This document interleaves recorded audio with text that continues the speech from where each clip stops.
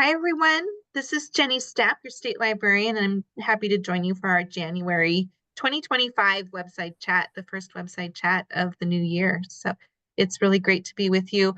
As always, these are just intended to be informational updates, things that are on my mind and on the minds of the staff here at the State Library. We want this to be a really conversational kinds of opportunity. So if you have questions about the information that we're sharing, feel free to put something in the chat, raise your hand, unmute yourself, and join in the conversation, and we'll have time for just more general Q&A near the end. But I'm really glad that you can join us today. I want to say hello to Pam, our former State Library employee. Glad you could join us as well. So let's take a look at what we want to talk about today. If I can get my slides going. I wanted to just kind of review where we are at the start of the 2025 legislative session and give you just a brief update about the upcoming commission meeting. And then we're going to do an overview of some of our new trustee resources that are available on our website and some more information. A reminder that the ELSA application for this year just opened up. So thinking about the legislative session, I shared my first legislative update on Monday via Wired. So I hope you saw it. If not, look for future legislative updates. My goal is to do them weekly, and they're intended to just give you an idea of the things that I, as state librarian, am monitoring for the state library, bills that have been introduced. And then, of course, we are always looking at the state library budget. And I was a little late starting my legislative updates this year because the state library's budget was first up in the education agency's order of budget hearings. So we spent really the first 2 weeks talking about the state library's budget with our legislative committee that looks at the state library's budget and budget priorities.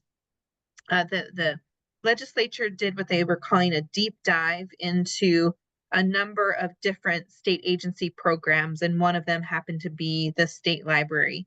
And so it was really a good opportunity for us over the course of about 3 days to share at a much deeper level than normal the information about the work that we do and the impact that it has on the communities we serve, and in particular, our work with libraries to support consulting and continuing education, lifelong learning, and our different kinds of shared resources like the Montana Shared Catalog, Montana Library to Go, the Courier, and so forth. And I just really appreciated having the opportunity to provide more educational information to our legislative committee, and then to hear what kinds of questions that they were asking of us. So as a result of spending so much time doing that, I was late in issuing my first legislative update.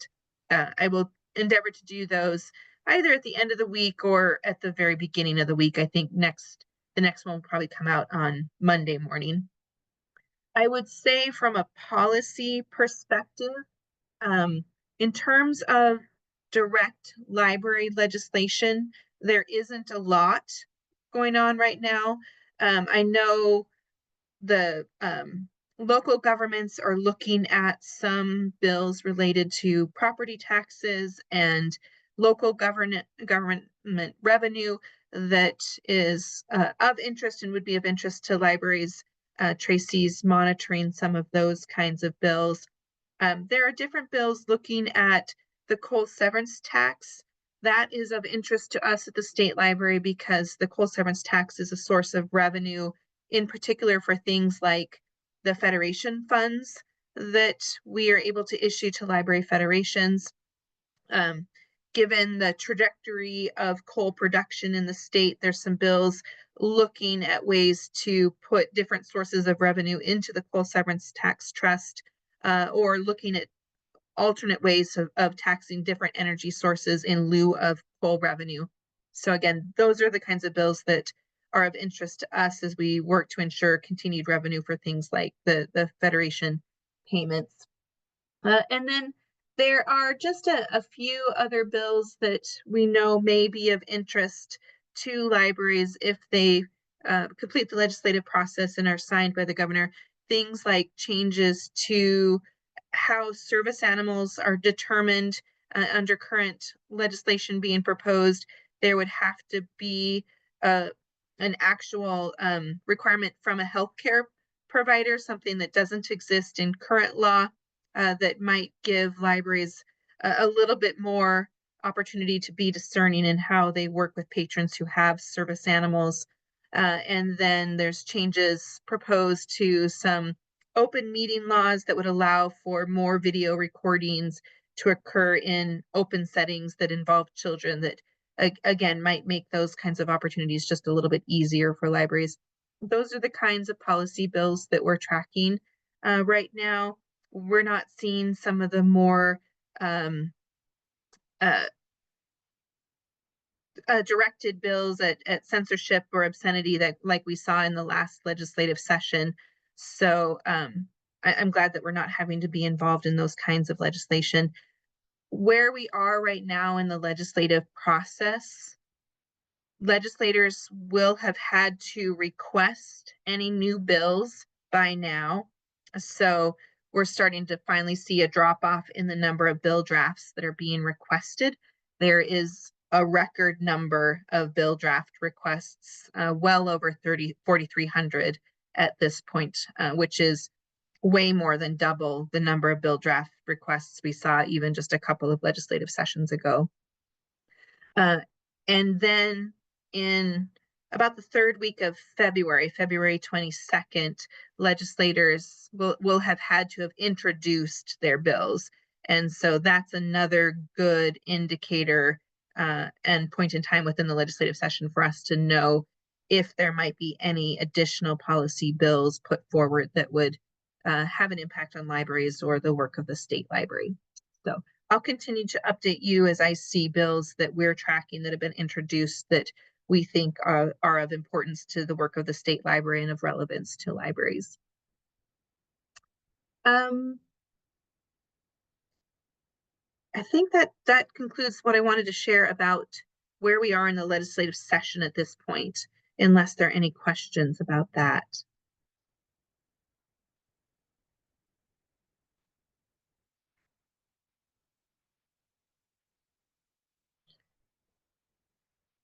And then on January 3rd, the State Library Commission had a work session where in part they considered the goals that they want to work on in the coming year.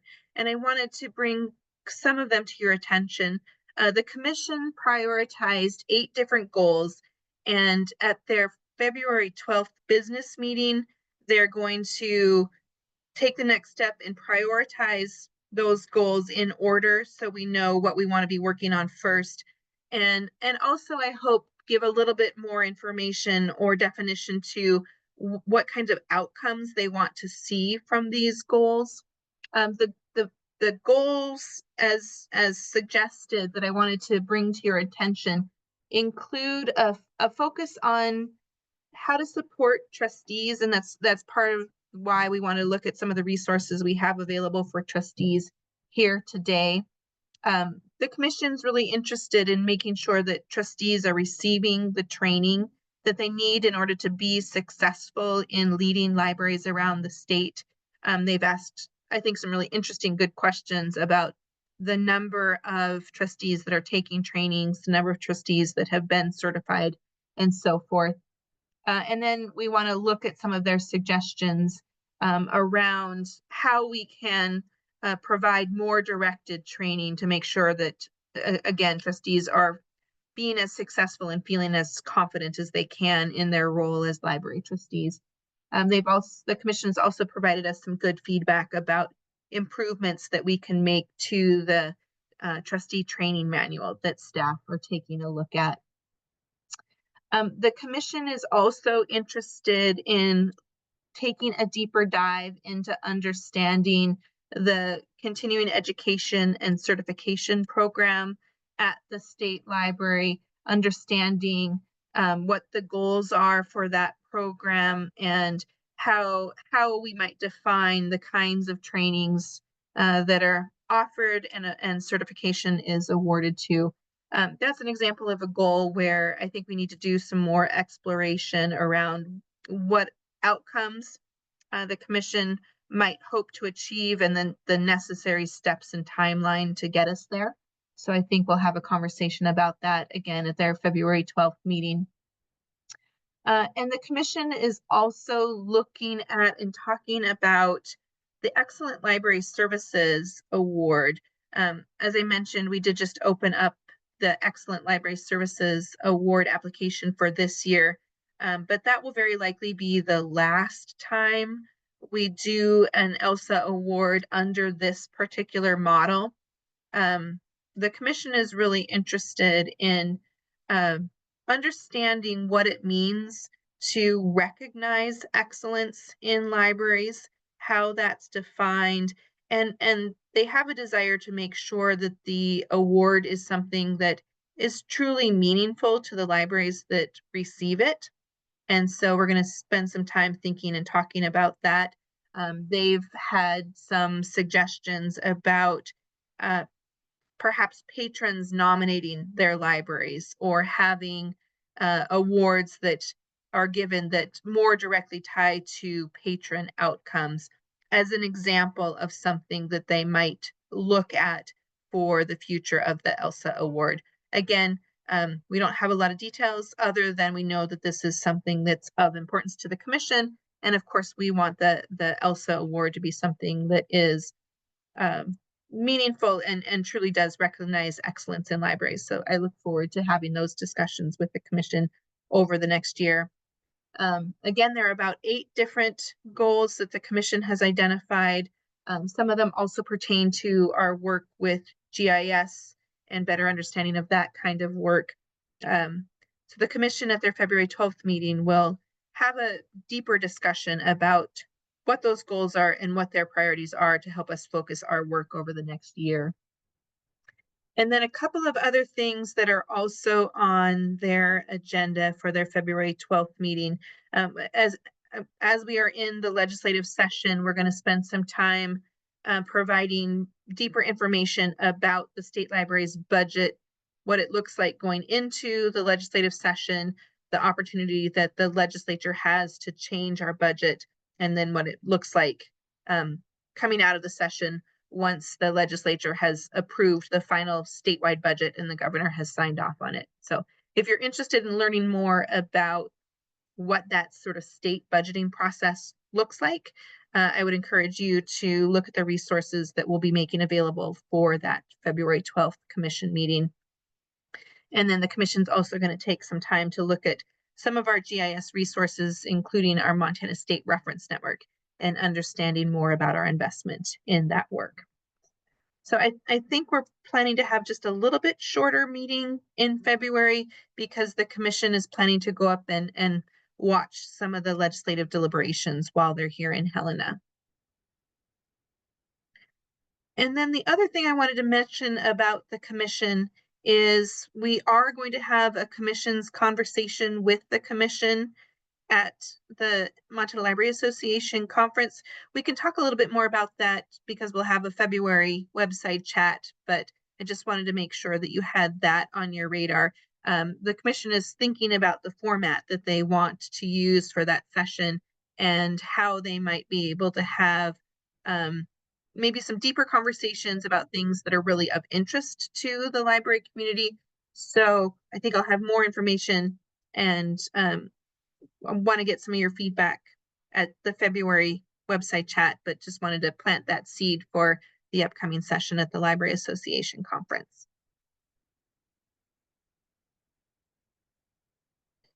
There were a couple of questions in the chat. Oh, great.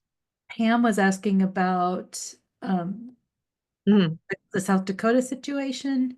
And then Emily has a question about librarian input for the new award structure. Award structure, great questions. Thank you for both of them. To the news that's coming out of South Dakota, at this point, I have no concerns that we would be dealing with anything similar. And if you're not aware of what's happening there, when the outgoing governor of South Dakota issued her budget, her budget included not accepting the Federal Library Services and Technology Act funds that are used to fund the majority of the work of the state library, much in the way that we use our LSTA funds here. And as a result, that agency is planning for staff layoffs around June, and would likely simply have a director and be able to provide some of their talking book services. But the libraries in that state would lose access to things like statewide databases and some of the consulting and resource services that are funded through those LSTA dollars. I also understand that in South Dakota, there's a larger effort to defund different agencies that are funded with those federal dollars by not accepting those federal dollars. So I don't believe this is an effort that's targeted at libraries per se. It's part of a larger effort to not seek those kinds of federal funds. The governor's budget includes all of our federal funds. So, that's the largest point of distinction between what's occurring in Montana and what's occurring in South Dakota. And there's no indication here that there's any concerns about us accepting federal dollars or the state library continuing to have that appropriation of federal dollars. And I'm not aware of any other states around the country that are facing a similar situation to what's occurring in South Dakota. It's incredibly unfortunate. I know I and my colleagues have reached out to the state librarian there and other state library staff who have colleagues in similar roles in South Dakota, have been in communication with them, and we just really feel for them.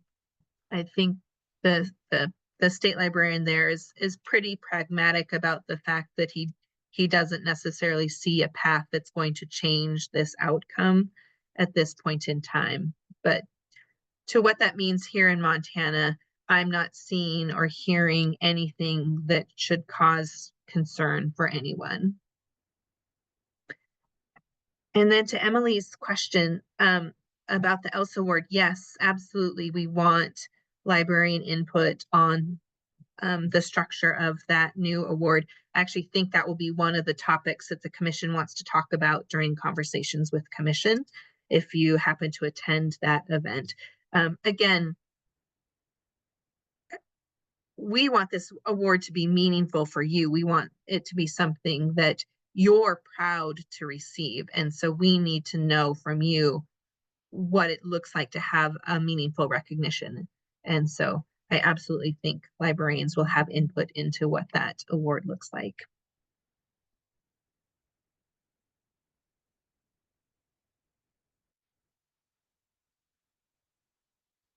All right. Are there any other questions before I turn it over to Kara to talk about some of our new trustee resources?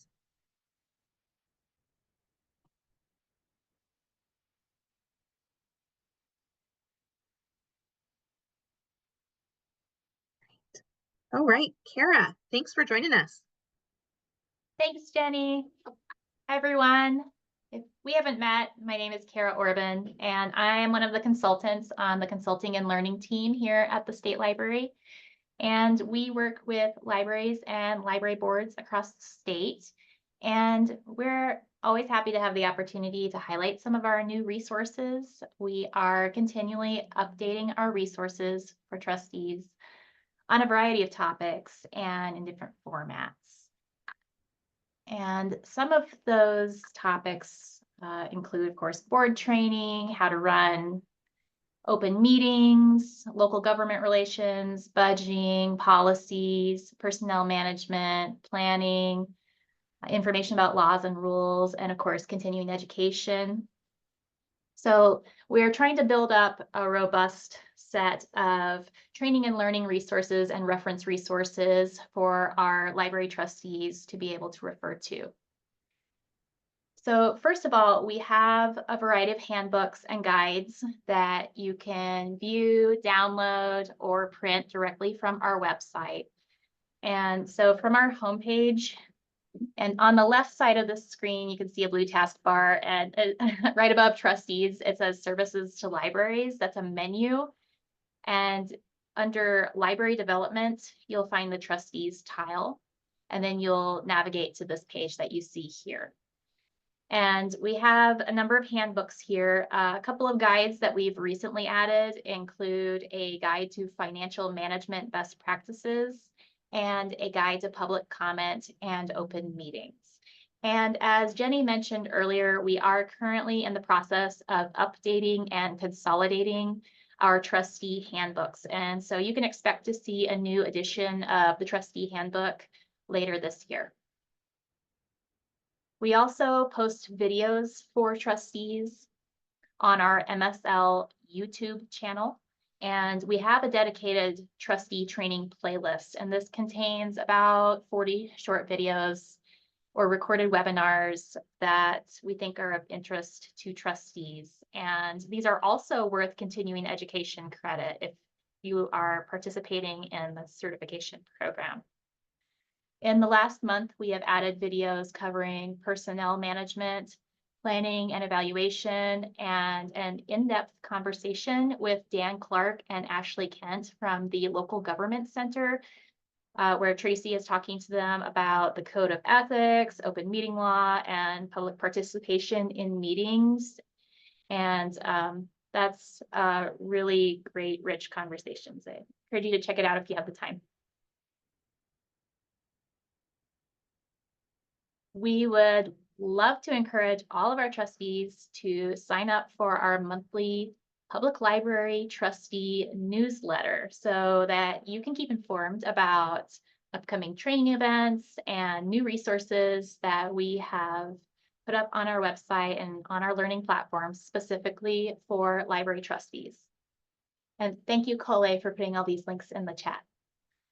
And then finally, we wanted to mention MSL Learn, which is our self-paced learning platform where you can enroll in free courses on trustee essentials, budgeting and finance, local government, library law, and several others. And we have most recently added courses on Montana laws and attorney general opinions and connecting with local government officials. And again, you can take those for continuing education credit.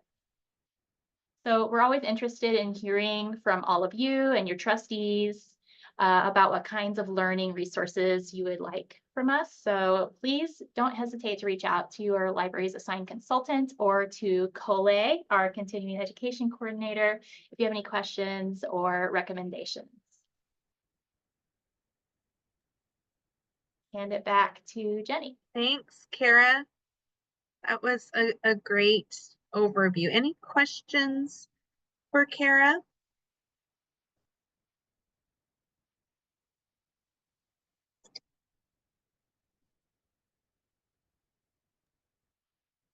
All right.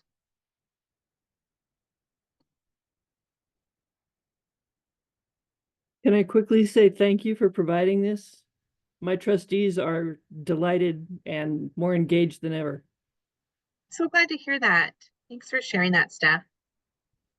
Much appreciated if you don't hear it often enough. That's awesome. That's what we want.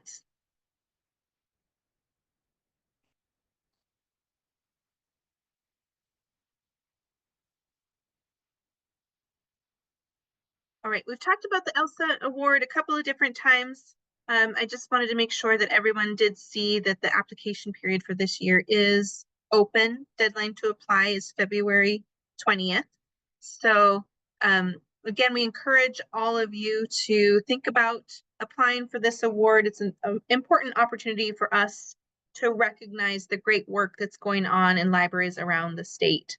And I just want to say I spent a little time looking at information that many of you submitted in the public library standards about the work that you're doing in your libraries, including your work to meet the roadmap for excellent services in your library. And it was just so heartwarming for me to read about the unique ways that your libraries are serving your communities. And I really applaud the great work that all of you are doing. So thanks for sharing that information with us as well.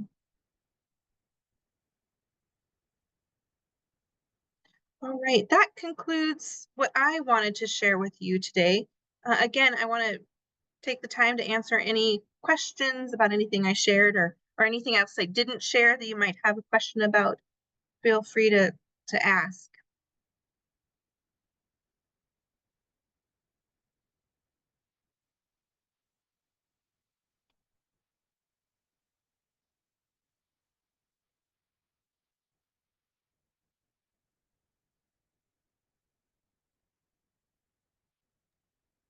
And maybe while you're thinking of additional questions that you'd like to ask, just want to let you know we have some upcoming things.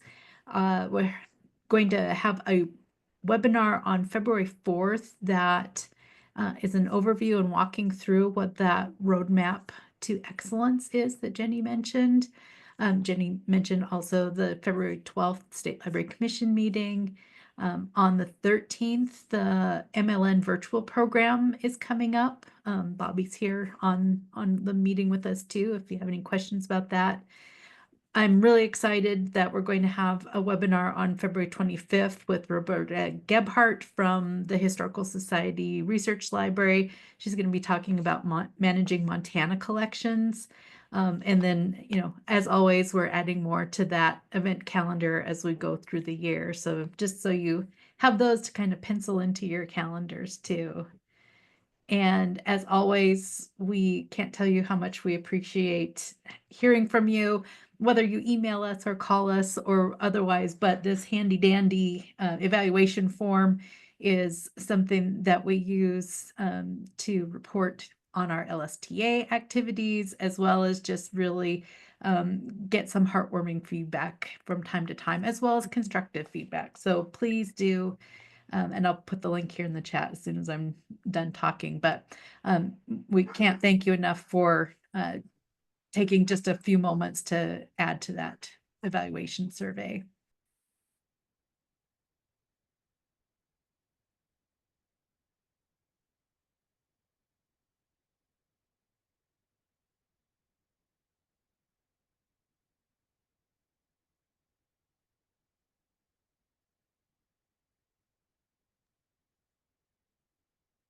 I think with that, Jennie, I will go ahead and close out our recording. Thank you so much, everybody, for joining us today. Don't forget to claim your credits for attending today, and the recording will be posted in the YouTube channel as well as in ASPeN a little bit later this afternoon. Thank you all for taking the time to join us. Stay warm and safe.